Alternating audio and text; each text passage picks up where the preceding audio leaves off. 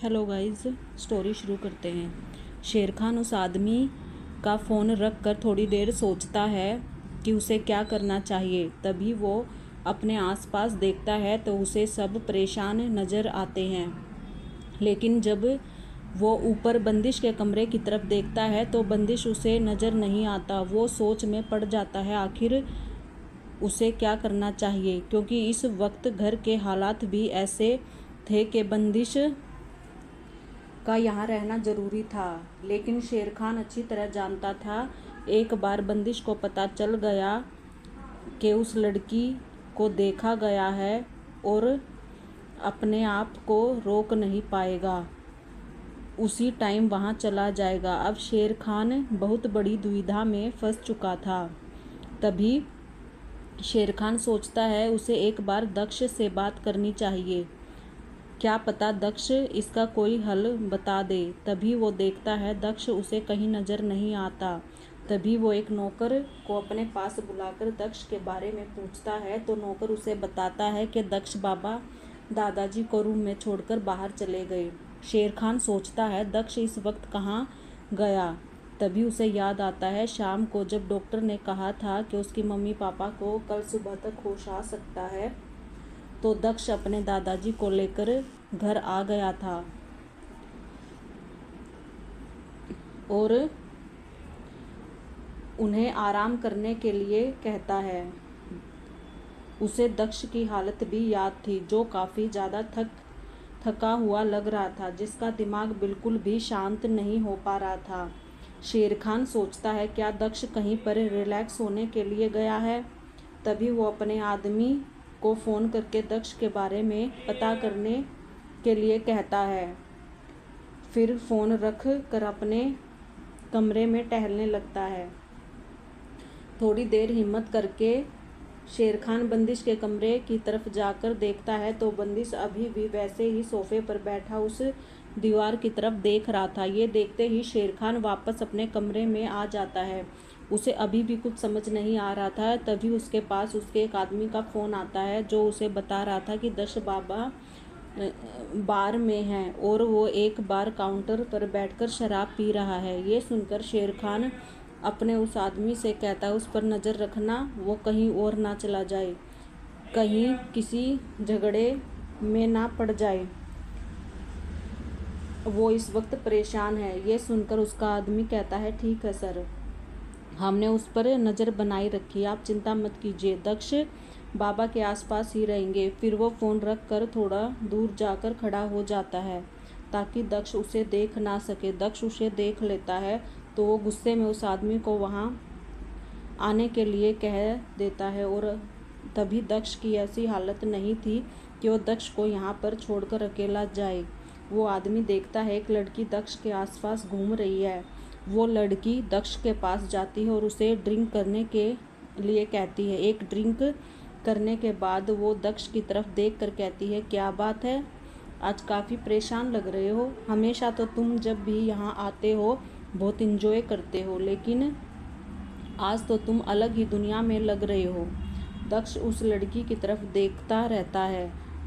नहीं, मैं यहाँ ठीक हूँ, तुम्हें ऐसा क्यों लग रहा है कि मैं परेशान हूँ। तभी वो लड़की अपने एक हाथ से दक्ष के कंधे पर रखती है और उसे कहती है क्योंकि हमेशा तो तुम लड़कियों से घिरे रहते हो और आज तो यहाँ अकेले बैठे हो, इसलिए मैंने खुद ही सोच लिया शायद तुम्हारा मूड ठीक नहीं है।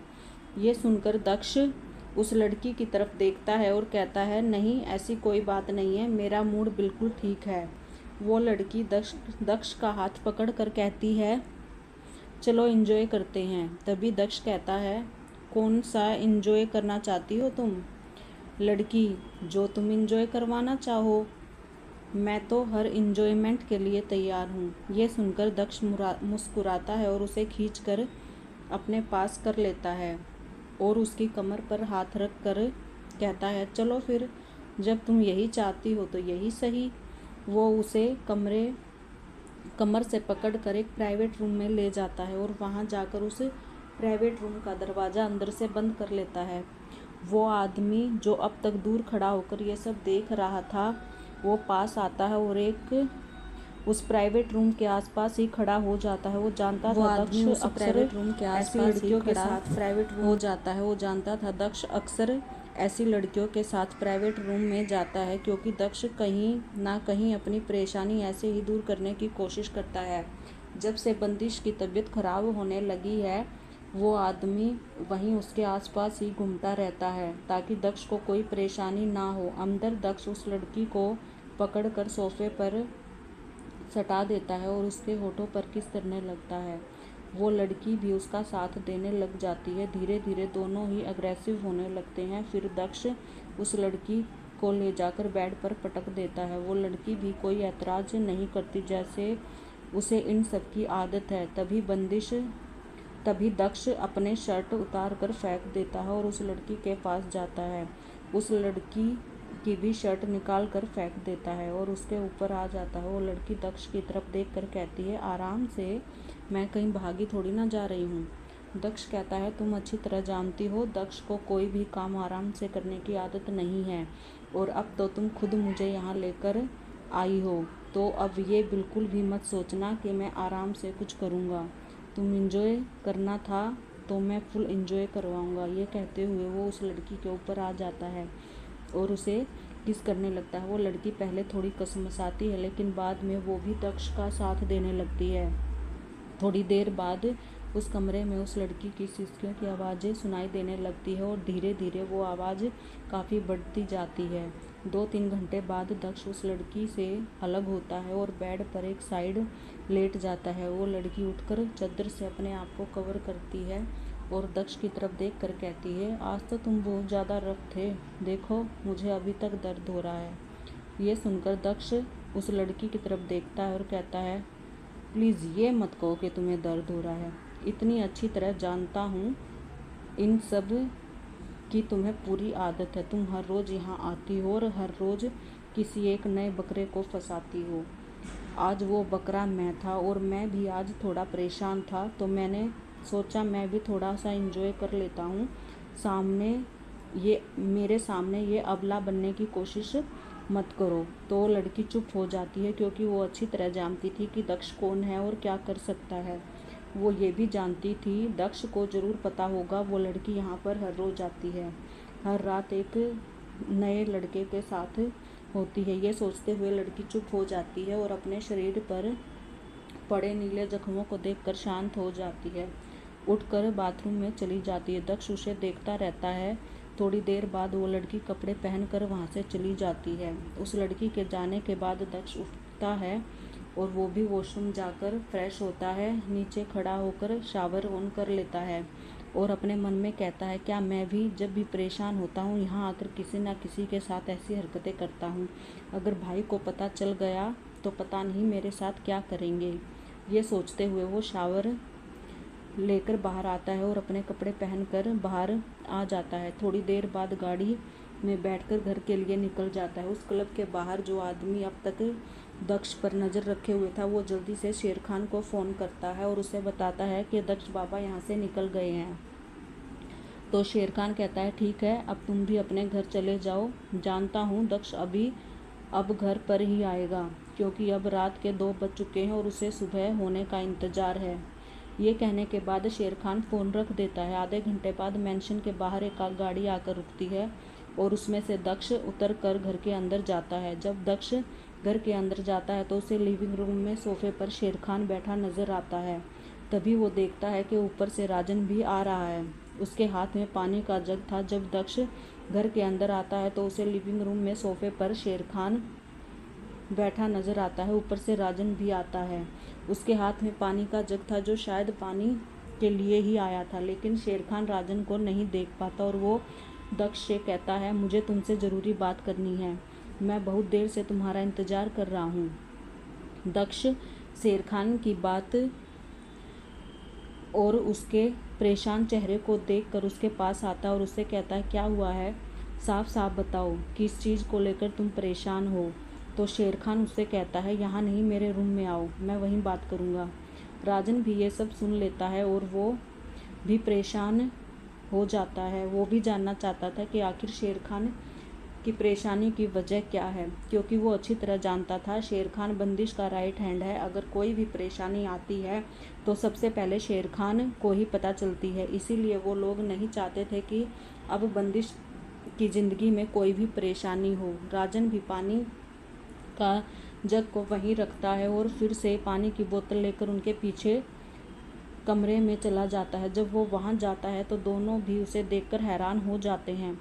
तभी शेर खान राजन से कहता है, सर आप यहाँ? तो राजन कहता है, हाँ मैंने तुम दोनों की बातें सुनी तो मैं भी यहाँ देखने आ गया। आखिर तुम इतने परेशान क्यों हो? तभी दक्ष शेर खान राजन से कहता है, सर आप तो रोज कहता है मैंने तुम दोनों की बातें सुन ली, आखिर तुम इतने परेशान क्यों हो? तभी शेर खान कहता है, क्या हुआ है अभी बताओ। शेर खान उसे बताता है, मेरे एक आदमी का फ़ोन आया था दिल्ली से और जो पेंटिंग दक्ष बाबा के कमरे में लगी है उसने उस पेंटिंग वाली लड़की को उस आदमी ने दिल्ली में देखा है। ये सुनकर वो दोनों हैरान हो जाते हैं और एक दूसरे की तरफ देखते हैं। तभी शेर खान कहता है, अब मेरी समझ में नहीं आ रहा ये बात बंदिश को बताऊं या नहीं, क्योंकि अगर मैंने ये बात उससे छुपा ली तो उसका गुस्सा हम में से कोई भी झेल नहीं पाएगा, और अगर मैंने उसे अभी ये बात बता दी तो वो अभी इसी वक्त यहाँ से निकल जाएगा। तो मैं तुमसे यही पूछना चाहता हूँ कि अब मुझे क्या करना चाहिए। ये सुनने के बाद दक्ष और राजन भी थोड़े परेशान हो जाते हैं। तभी दक्ष कहता है, वैसे भी अब 3 बज चुके हैं और डॉक्टर ने कहा था 7 बजे तक पापा को होश आ सकता है। मम्मी पापा को होश आ जाए तो तब तक आप वेट कीजिए, और अगर 8 बजे तक मम्मी पापा को होश नहीं आता है और वो ठीक होते हैं तो आप बंदिश को सारी सच्चाई बता देना, अगर उन्हें होश नहीं आता है तो। अगर बाद में उन्हें कहीं और से पता चल गया तो ये हम सबके लिए अच्छा नहीं होगा। ये सुनने के बाद दक्ष और राजन भी